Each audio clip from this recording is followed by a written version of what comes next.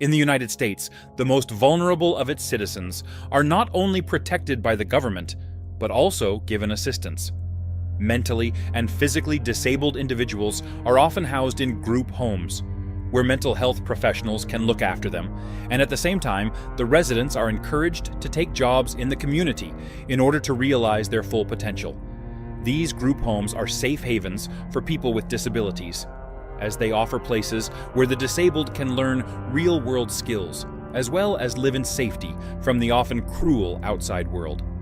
Unfortunately, for 32-year-old Patricia Beard, a Denver group home could not protect her from the cruel clutches of a killer in 1981. Patricia Beard was mentally disabled, but also what healthcare professionals would term a high-functioning individual who could work and interact in the larger community. The Denver group home where she lived was one that was there to help its residents with their medications, jobs, and other daily functions. But it was also a home that stressed independence and therefore gave the residents a certain amount of freedom. Since Patricia Beard was a high-functioning resident, staff members of the group home thought nothing when they did not see her for a couple of days. It was a group home, not a jail or halfway house, and its residents could come and go as they pleased. After a couple of more days, Patricia's friends and family started to worry when she did not answer her phone. So one of them went to her apartment and made a grisly discovery. Patricia Beard was found dead in her room on March 27, 1981.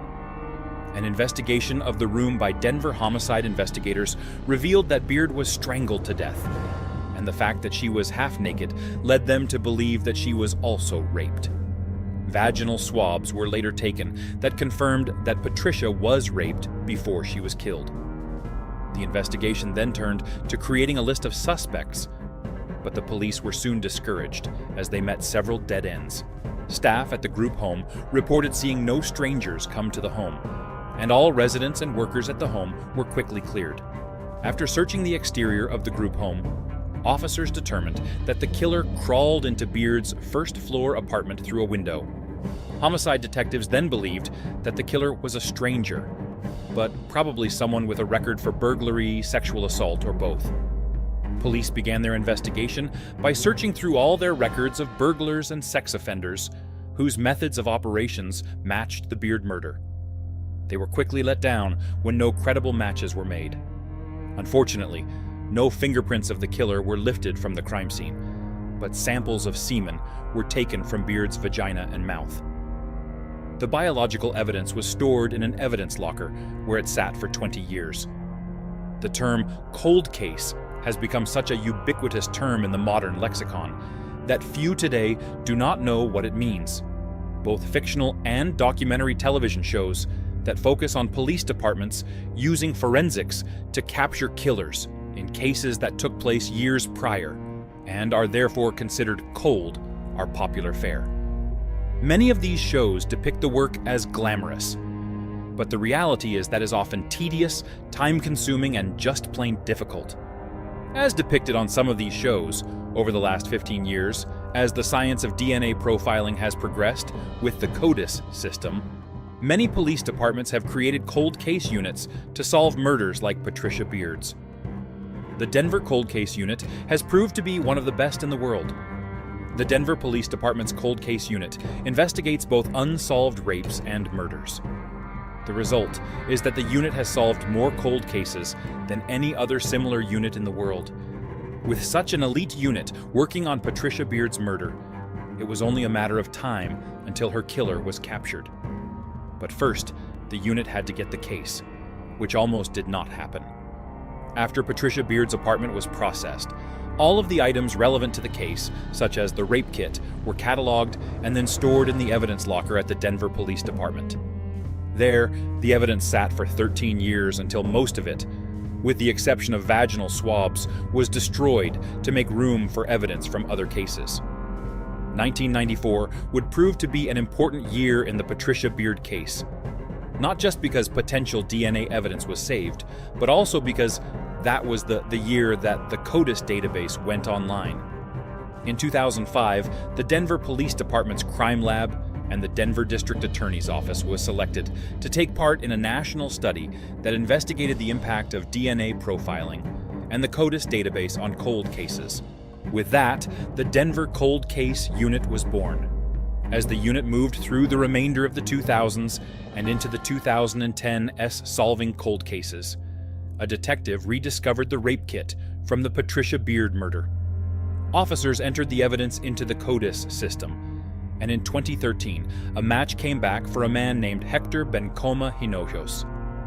Bencoma Hinojos was doing time in a federal prison in Pennsylvania, which therefore required him to give a sample of his DNA profile to the CODIS database. Although the DNA match meant that Bencoma Hinojos had been sexually intimate with Beard, it did not necessarily mean that he killed or even raped her. The Denver Cold Case Unit would have to conduct a more thorough investigation of their suspect. A background check of Bencoma Hinojos revealed that he was a known criminal and thief who had, up until that point, avoided doing any major prison time. He was also known to be extremely violent. His wife said that he would routinely threaten and beat her for the slightest indiscretions, and he often carried a knife. Denver police then traveled to Pennsylvania to interview their captive suspect. And, as it turns out, Bencoma Hinojos' own words proved to be the last nails in his legal coffin. Bencoma Hinojos admitted to the authorities that he lived in Denver for several years beginning around 1977, and that he was probably living in the city in 1981. Although he was evasive with his answers. The Cold Case Unit detectives then asked Bencoma Hinojos if he knew Beard, to which he answered in the negative. The police then gave their subject one last chance at a way out by showing him a picture of Beard, who was black, and asking him if it were possible that he had sex with the woman. Bencoma Hinojos vehemently denied ever having sex with Beard and added that he had never had sex with a black woman. The police caught Bencoma Hinojos in a lie that the man's own DNA sample could verify. In 2015, at the age of 55, Hector Bencoma Hinojos was sentenced to 48 years in Colorado's Department of Corrections, which will more than likely amount to a life sentence for the middle-aged murderer. Bencoma Hinojos' conviction proved to be a milestone, as it was the 100th case solved by the Denver Police Department's Cold Case Unit. Thank you for joining us on this thrilling deep dive into the murder of Patricia Beard. If you have any theories or insights into the case, share them in the comments below. See you in the next investigation.